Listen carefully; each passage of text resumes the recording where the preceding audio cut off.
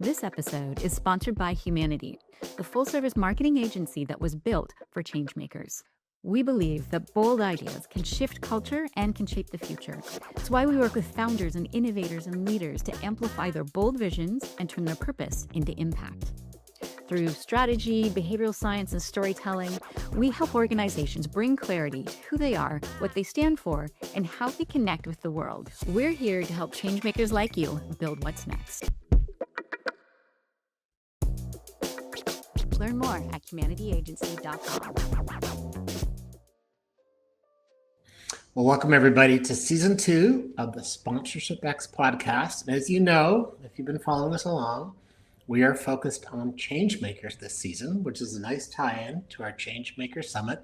So today you're kind of getting a little bit of a 2-for-1 because Ashima is here, the founder of FanVerse. She's not only going to share with you what she's doing to build economic equality, sports fandom across underrepresented groups, but she's also going to be speaking at the Changemaker Summit come November. So welcome.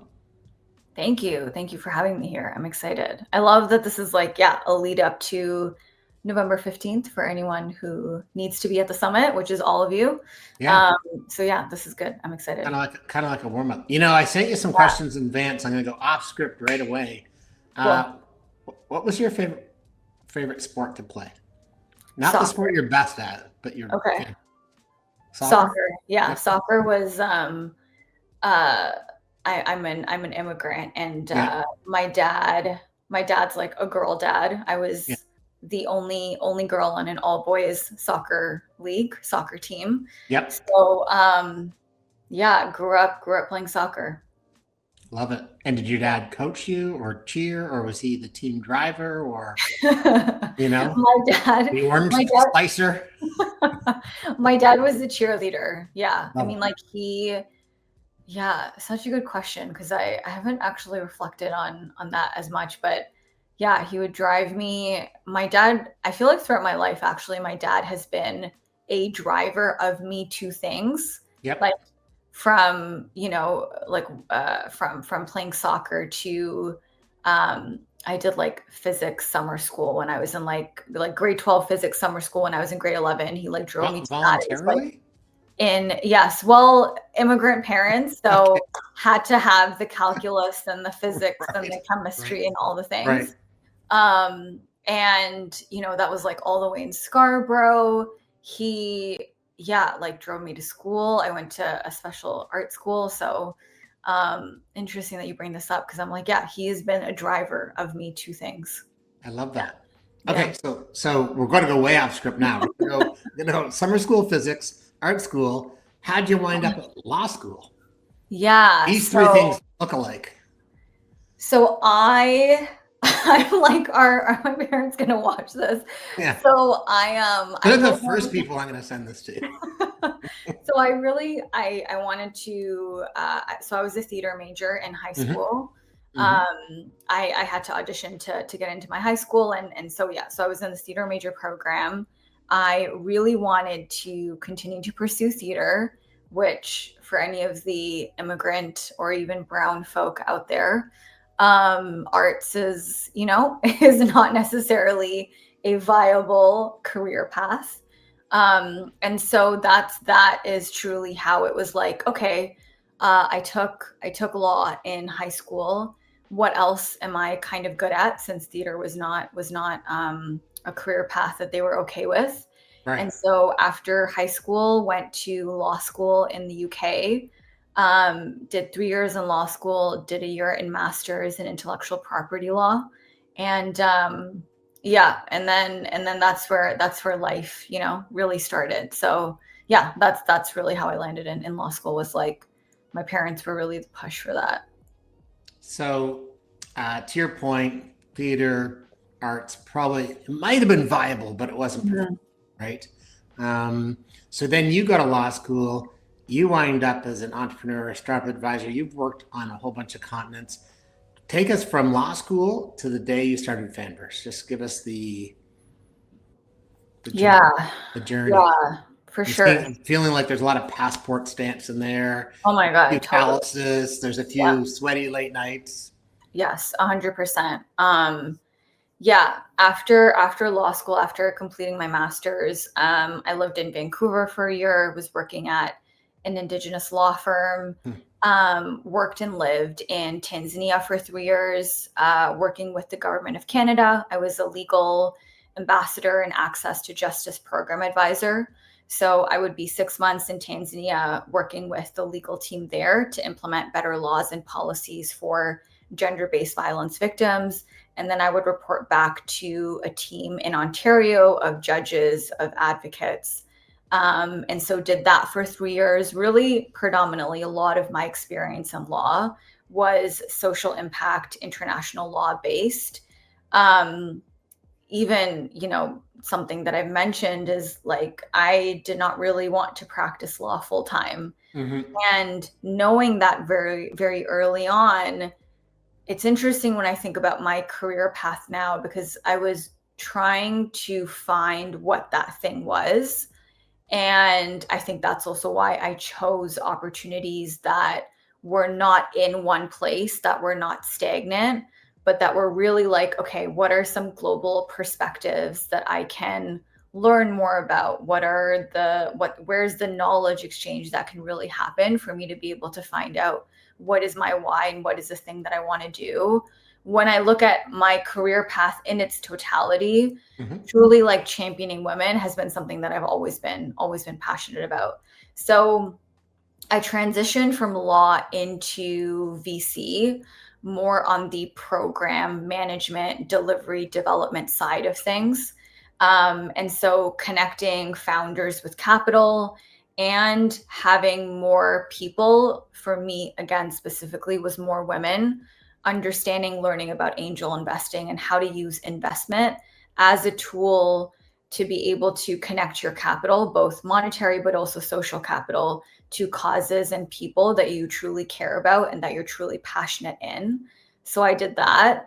And then I left that gig a year ago, and was in the space of, again, I was just like, what is my why? Like, what is that thing that I really want to do? I was super burnt out and decided to put together a type form, put a call out on LinkedIn to any women founders that were interested in go-to-market strategy or just needed like resources and support if they were thinking about a raise or were currently in a raise. Had over 100 women apply from across the world and selected 20 to advise and consult in the UK, US, and Canada. And that was like, oh yeah, like I love working with women. I love working with women founders, just like championing women and really being able to unlock what they want to do, what they're passionate about, what they want to build, what they want to grow into. And so I did that. And then November of last year, took part in an AI hackathon. I don't have any advanced coding skills, but I was like, we're going to give this a shot and give it a go. And 75 women across Canada competed, and I and FanVerse ended up winning first place. So that's the inception point of FanVerse. We launched in February, but my path has taken a multitude of twists and turns. Yeah. Although to me, there's a really solid commonality. Which I see now. I love that you highlighted that, because I'm like, oh, like like when I was in it, when I was in the trenches, when I was in the mud, I was like, what am I doing? What's going on? And now I start to see what you're highlighting. So articulate it in your words, because it's your commonality for our listeners. What do you see as that thread? It's more than a thread, it's a rope. Might even be a chain. It's pretty. Yeah. Is making women feel like they belong, that they're seen, and that they're valued. That like belongingness, feeling seen, feeling heard, feeling valued, because I never felt that as a brown woman, as an immigrant. That truly for me is like, that is why I do what I do. I also find it interesting that, again, we've just met, so I might be wrong, but you kind of rebelled against law, which is like one project or one case or one client at a time, and you did it at scale. Like you've been taking on systems, it seems, as opposed to taking on occasions. Yes. in instances. So apt. So apt. In all 100%. Like it's something that I used to want to hide about myself, like especially when I was in law. I was like, why can't I just do what everyone is doing? Why can't I just take the corporate gig? Why can't I just be the person on Bay Street? Why do I feel this need to be that rebel or that disruptor or that person that doesn't do things in a traditional way? Yeah. And I think now I see that as my superpower. Yeah, because speaking to belongingness, like that was not something that was necessarily prized or valued in law. It was like you do things by the book, A leads to B leads to C, and any kind of outliers at that time when I was in law school was not really something that was looked upon favorably, or that would lead to like a successful career path. Right. So yeah, such an apt description to be like systems versus kind of like things in isolation or that one case or that one occasion. So now you're taking on this massively hairy system called sports. And one of the things that you've identified is there's a default, like sports are designed for what you call the default fan. So women, whether it be on or off the playing field over here, how are you tackling this? How are you tackling this curse called the default fan? Yeah. It's interesting because I think at a very basic level, everything that we've watched, everything that we've consumed from, like ticket sales to merchandise to game day experiences to venues to social media has been built for and by a male lens. Yep. And that idea of like, oh, traditionally male coded, male dominated, I think on a very basic level, like I think that's been inherently tied to what a default fan is. And so when I think about FanVerse and how we're building, like what I like to think of as like a new playbook or even a new methodology or a new framework or a new matrix for things, it's really reframing that and building it from a male lens of how we think about, like activations and experiences, how we think about the way women buy tickets, the kind of merch that they're interested in. Even before this call, I was speaking to someone where I was like, one of the very first talks and panels that I did, it was like a room of 90% women. And I asked, when you buy your ticket to a concert or to an event, what's one of the first thoughts that comes to mind? And like, without fail, one of the first thoughts is like, what am I going to wear? Right. And I'm like, does anyone like, like even that, even just that thought is such an interesting data point to me that I think is something so unique to women, that when we look at the sports industry, it is not something that's been thought about really or tracked or, valued. And so that I feel like is how we're changing what it means, what that default fan is, and how we're seeing this new emergence of fandom and really like women fandom. So before we get too far down to some of my questions, maybe we should just give the audience like the 4 or 5 W's of FanVerse, like the who, what, and how. Yeah. Yeah. So, so FanVerse. You're like, oh no, I have to do this tomorrow for an investor. Always asking. Right. No, but really, it's so interesting because I'm like, like my elevator pitch, depending on who I speak to, is like, what am I going to say here? So I feel like you're someone who takes the stairs though. So yeah, you're an elevator person. So like, you and I, let's take the stairs and tell me. I love that you said that, Mark, because I literally am though. Like, when you, wherever there's an elevator, if there are stairs, it doesn't matter how many flights there are. I literally actually am the person who takes the stairs. So that's so funny that you were able to draw that insight. But yeah, so who is FanVerse? FanVerse is about women fandom across sports. Our entry point we've been talking about it, is belongingness. We do that through activations built by and for women. And through these activations, we track who they are, why they show up, and what makes them stay. So I've seen throughout the 8+ activations that we've done with pro women's leagues and teams and brands, that a lot of people have never watched a game, don't really know much about the game, and have more than often felt like excluded. And we're able to convert them into social fans who spend, share, return.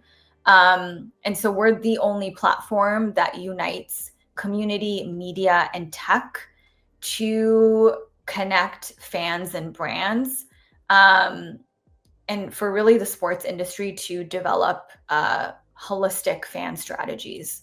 And so that's a little kind of, Amazing. who we are. I love it. And I just want you to ground me, actually. I'm asking for a friend, but for me. So take me from event or activation partnership to participants, people belonging, then use tech, you turn on data, and then which gives you the ability to have a very different conversation with a brand or a rights holder or somebody about what you discovered. Just take us through that journey. Yeah. So I'm trying to think. Okay, so we have like a few case studies of this. So when I think about number one, we don't really host our activations in like traditional kind of bars and pubs. So we've done it at Makeway, North America's first sneaker shop. We've done it in Brooklyn at a motorcycle shop. We really use space also as a way to eliminate kind of those barriers to entry that a lot of women feel when it comes to bars and pubs. So we are like very curated from everything from venue to logistics to the activities that we integrate into our activations. So that's like venue. We have an RSVP list. We have a newsletter of, hundreds of subscribers of this is what we're doing. This is the activation. These are the leagues that we're partnering with, or these are the teams that we're partnering with. And we're also very adamant that when it comes to swag or partnering with brands, who are the women-led brands that are really driving things forward. And so during the activations, we've done things like at the last one we did for the Rugby World Cup finals, we partnered with Asia Hogan Rochester, who's on Rugby Canada. She's, had so many standout moments, one of them being the glitter that she wears on her cheeks. We did a partnership with her where we had Asia's glitter bar at one of our activations. Many of our activations also include this really interesting mix of pro players and fans to, again, eliminate you don't need to know everything about the game or every stat or every highlight to feel like you belong. How are we also incorporating education into the activations that we're doing? So that's how we have started working with brands and leagues. And then from those activations, we start to understand, someone went from never watching a game before to buying merch at halftime, to buying tickets to the next game, to texting their friends about how much fun they had, to following the team or the league or the athlete on social media, driving exposure and engagement for them. So those are the types of analytics and data points that we're tracking. We do surveys, we do polls. We're really leveraging no code ways of being able to understand women as fans and as consumers. And then that is used to build out dashboards and analytical reports for FanVerse as a platform that we then, are going to have kind of like a monthly subscription model for these leagues and brands that we've partnered with to be able to understand their fans and to be able to see trends by season, or, many of them even do themed game day experiences. So how are we tracking those insights? So yeah, that's how I see us kind of building this. And I mean, we launched 7 months ago. So I'm You're killing it. I love No, thank you. the Yeah. Also being open to this being, like an iterative process as well. the real-time insights are amazing. Yes. Just as an aside, but on topic, I could have used you in Dublin because I was there the weekend of the Women's Rugby World Cup. Oh, amazing. And I was with a buddy who's Irish, and we were in a rugby play, and we're trying to find what pub will have it on. Now you got to understand the weekend competition was like Ryder Cup, this Wow. and Yeah. that, soccer. And I was at a museum, and I saw some women wearing some Barbarian Canada rugby clothing, and I said, "Excuse the interruption." Yeah. What are the odds you guys are watching the rugby match this afternoon? They said very high. They told me the pub. They said, "Come on by." And so you talked about belonging. It was kind of an inverse belonging. And then I messaged some people, and my son came, and all of a sudden there's a bunch of Canadians in a pub in Dublin cheering for Team Canada. And, it was a lot of fun. Turns out a couple of them were ex-national rugby team players. I didn't get to know them all, but long-winded way of saying you were needed in Dublin as well. Yeah. When you talk about this whole concept, you mentioned it a second ago, and I want to go back to it. I love this term, social fan. So could you, what in your mind, what's the definition of a social fan? A social fan is someone who spends, who shares, and who returns often. So really that retention piece is also really important. Yeah. I've been looking and tracking, and I'm not the only, one who's been doing this. Wasserman through the collective have really released a lot of reports on 3.2 times more women are likely to watch sports alone than men, but 66% of them crave fandom. And so that piece of like, a solo fan who's like a passive scroller, has not really felt included, but is craving community. How do we turn them into that social fan and convert them into that social fan who spends on tickets, spends on merch, who shares, whether that's quite literally like digitally reposting or resharing a reel or a carousel post or texting their friends, and then actually returns to drive that long-term revenue and loyalty and brand engagement for the league. And so that's really how we're thinking about that social fan. Is someone who is not a monolith. So it's not kind of like one track or one mindset in the way that we're thinking of their motivations and behaviors, but we like to identify it by the 3 points of like spending, sharing, and then returning often. Oh, I love that. And you had a post the other day where you were talking about some critics who were critiquing your numbers of online and you're like, you're critiquing their comment about you don't have that many followers. You're like, these people are very engaged. The analogy for me is when you talk about social fans is for far too long in the business, people said, what's your attendance? How many people come? There's no insights about them. There's no understanding away from the arena or the court. Are they truly passionate about the sport? Question for you. What happens when you take the unbelievable hospitality of Sponsorship X and mix it with the first ever professional women's soccer championship in this country, the NSL final?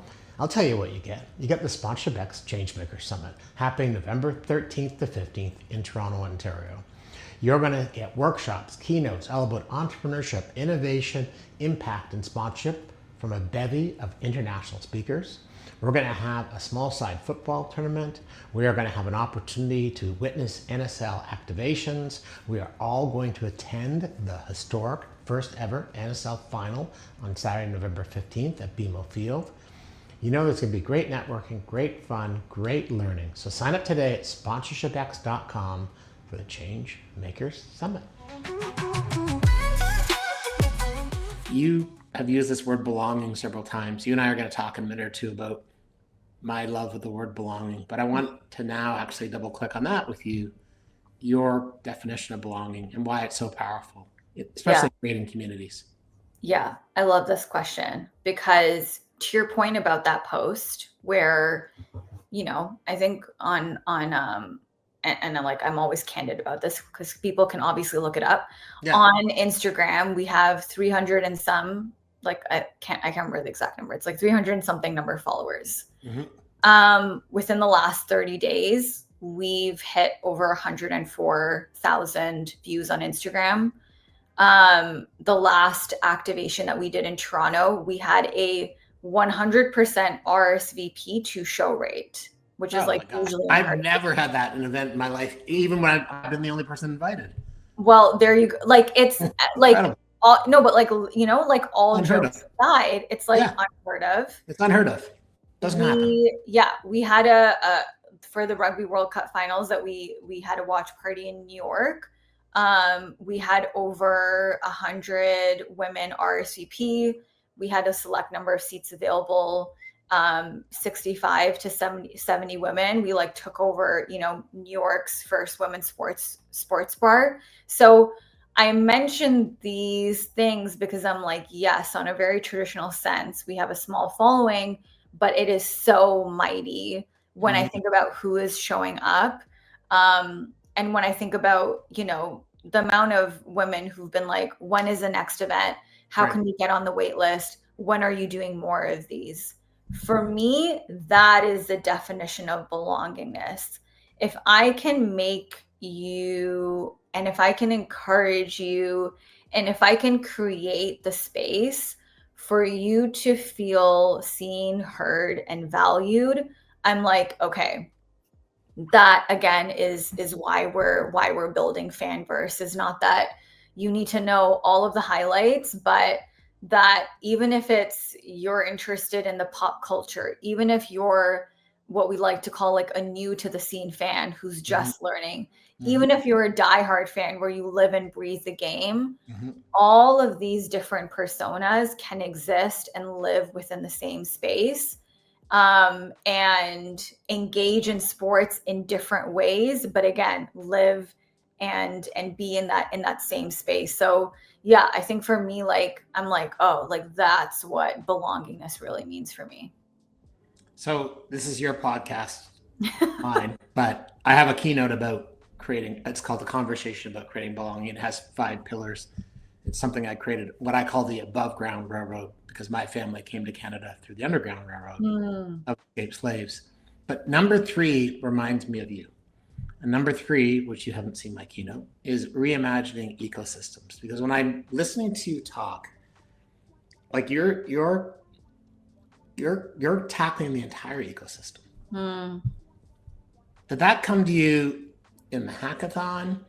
Is it coming to you every day as you're still you're a baby business, right? Yeah. Did it come to you when you're in Tanzania and you're like what, like you have the reimagining ecosystems gene. When did it come to you? Such a good observation and such a good question. What a question. When did this come to me? I've always been a like big picture vision holder, like sky's the limit type of girl, like always. Yeah. And I think that's why for me, like even when I think of my like values of like, oh, collaboration over competition, or you know, not just thinking about me as an individual, but me as a collective. That's something that like, my gosh, I'm like forever that I can remember. I've just always had those like ideas and concepts and like that mindset.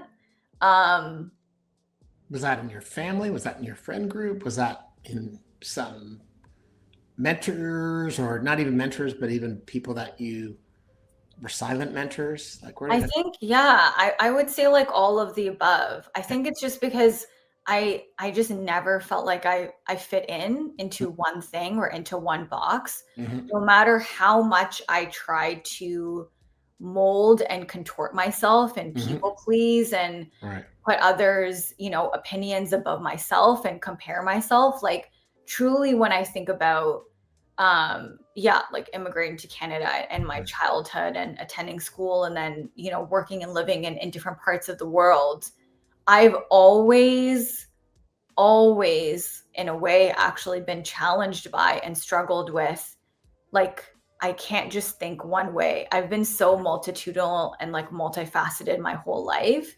And I think that's what's led me to think about ecosystems. And yeah, and again, I can't say like, oh, this is just like a thought that came over me. I think really it is by all of the people in my life, whether it was that they tried to put me in that box or they told me to like, you need to like think bigger and like dream bigger and like, you know, reclaim your power. Like you're a lot more powerful than you think you are. I think it's all of those people have shown me that, yeah, I truly am such an ecosystem thinker. Amazing, which probably is why you wound up as an entrepreneur. True. So here you are, less than a year old. Take us back. One of the comments you made earlier was this kind of, numbers versus engagement. What's the conversation you're having with brands? You mentioned the right brands, but obviously the collective are doing amazing things. Obviously, Future Sport folks, Deep Blue, like there's a lot of, but when I think about I'd like to hear your version of the conversation you're having with brands, because I think it's a bit simplistic to say, oh, women's sports are having, it's amazing and everyone's watching. Like thankfully it is amazing and everybody's watching, but I think it's deeper than that. And I'd like to know your perspective, because I think you're onto something that, quite frankly, I haven't really come across yet. Yeah. Also, I'm like, I'm going to keep saying this. All of your questions are so good. So when you sent me like a version of this question beforehand, I was like, I want to do a little script. Yeah. But I was like, I want to do a little deep dive on like, amazing. On what have because, okay, so on social media, when all of you are going to follow us after this, I used to do these like short form kind of like deep dive videos, and they're some of my favorite. I love combining concepts and telling stories on them. And I literally wrote this down, that this is from February or March, where I wrote, there's been a 300% growth in revenue in women's sports just within the last 3 years. Women purchasing sports merchandise, sharing that on social media, how they use their monetary and social capital to invest in brands, invest in teams, invest in athletes that support women. This is contributing to how women's sports impact global economies. And so coming back to your question, and I've seen this, like I've seen this in Unrivaled Basketball, which is like such a great case study on how they went from, I believe it's a $35 million valuation to now like a $340 million valuation within 9 months.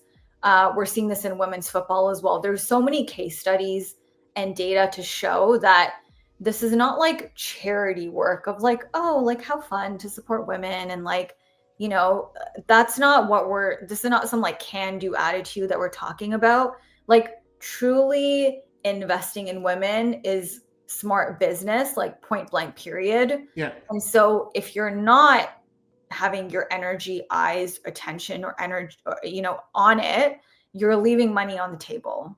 And so when I talk to a lot of these leagues and brands, not just in women's sports, but across all sports, there's this interesting combination of the data and of the metrics and how exponentially it's growing.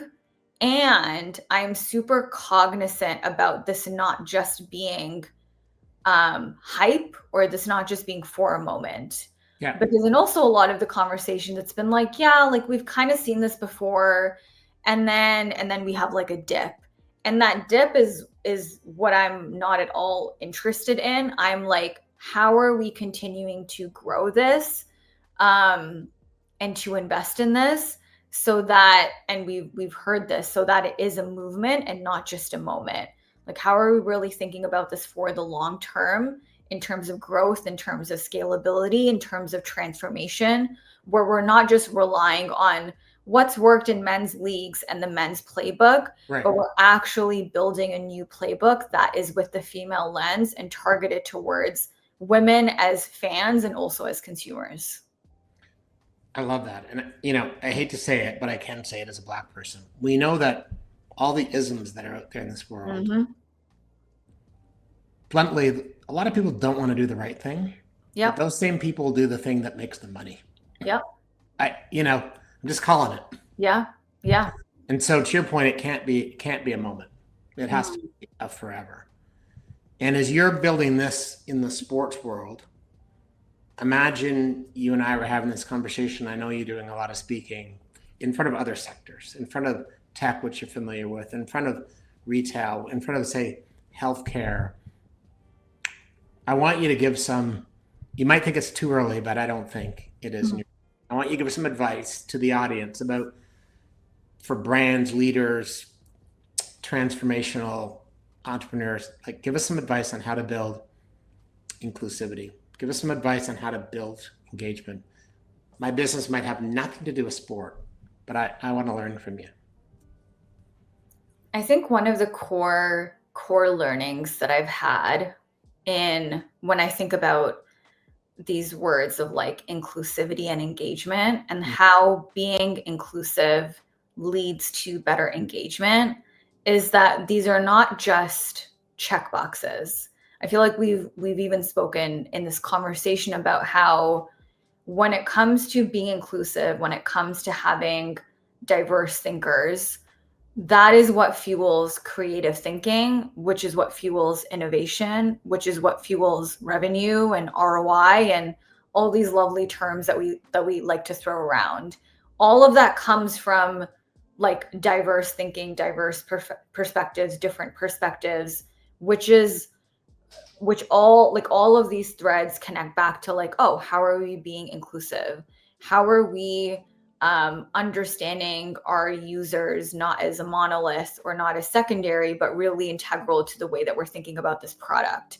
How are we looking at what others are doing, both our competitors, but also people who are, the organizations, the foundations, the other networks and systems that are in place?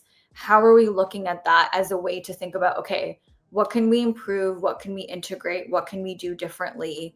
That I feel like has also been so integral to when I think about FanVerse or when I even speak to other leaders, is not just thinking of like, oh, us in a silo, but that like iterative feedback loop of what's working, what's not working, and how are we continually making progress by talking to our users, by thinking about our end user, and by talking to our customers and really building for them. Because I think that when I've done my own like research and data about like, this gap that we see in women leaders and how many of them, let's say, don't make it into executive positions, or why there's so few women in those executive making positions that lead to decisions, many of that, like, and that gap comes down to not having the knowledge of finances or not having P&L kind of like knowledge and engagement. So I say all of this to be like, this is so cyclical in the way that we think about, and I feel like this even comes back to you mentioning how I'm like reimagining ecosystems.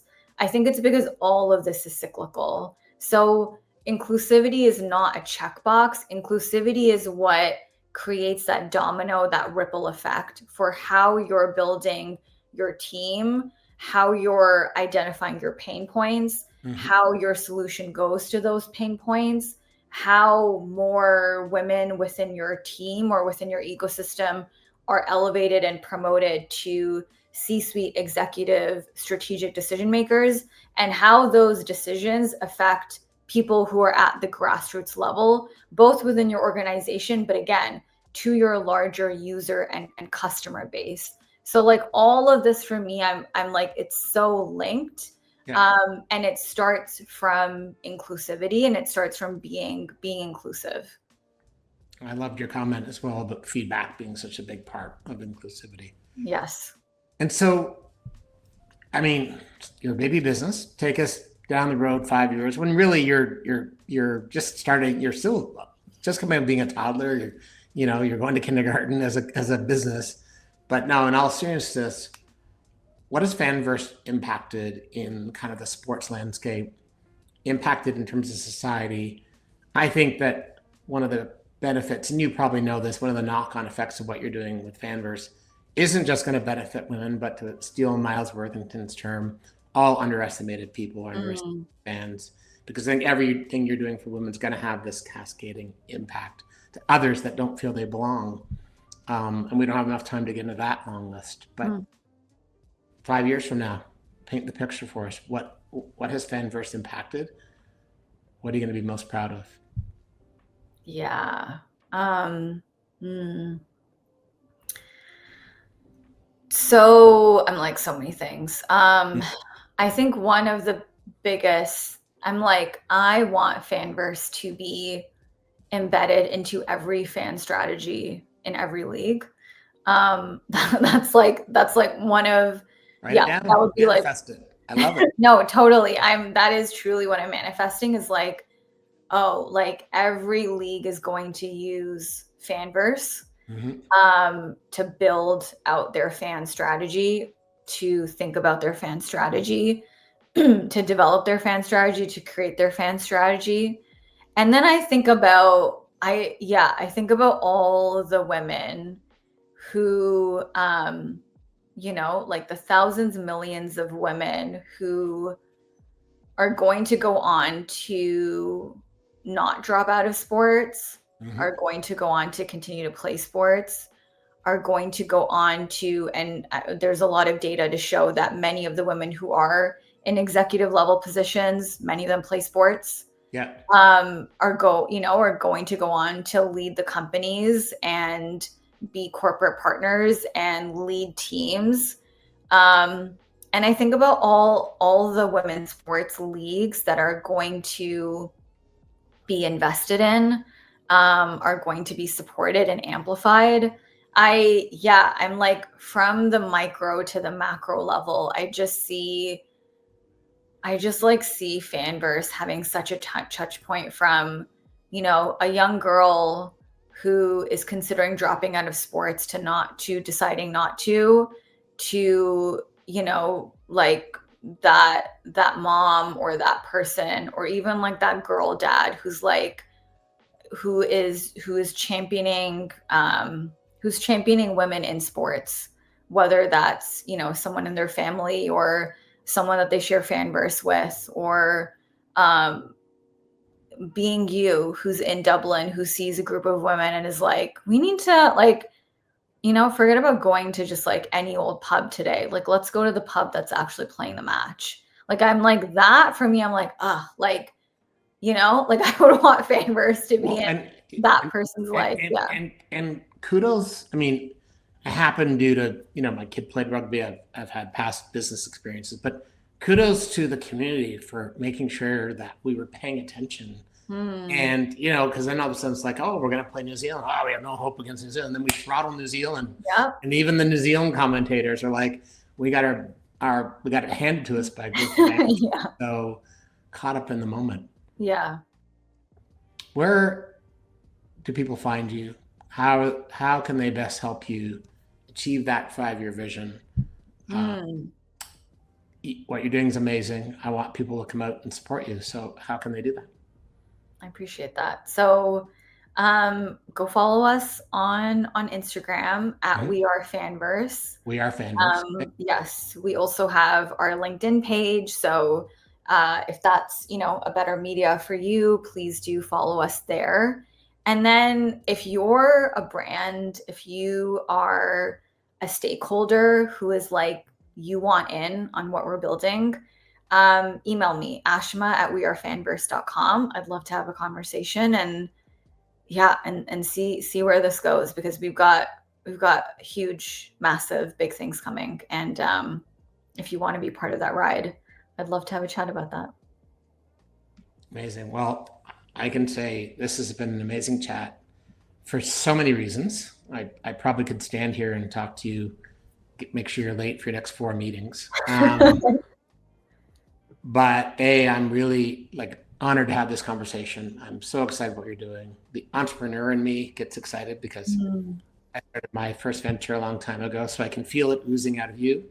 And most importantly, I think that, it's funny that you went to law school, because I was speaking at my alma mater a few weeks ago, and everyone says, oh, how do I get into your business? I'm like, don't. Go to law school, become a data scientist, become an owner, then get into it. Because I think the path you took has so well equipped you for the future you're creating. And on behalf of all those underestimated fans, thank you. Thank you. What you just said, I'm like, that hit my heart deeply. So thank you. I appreciate that. Okay. And we'll see you in November at the Changemaker Summit. Yes. Yay. Excitement.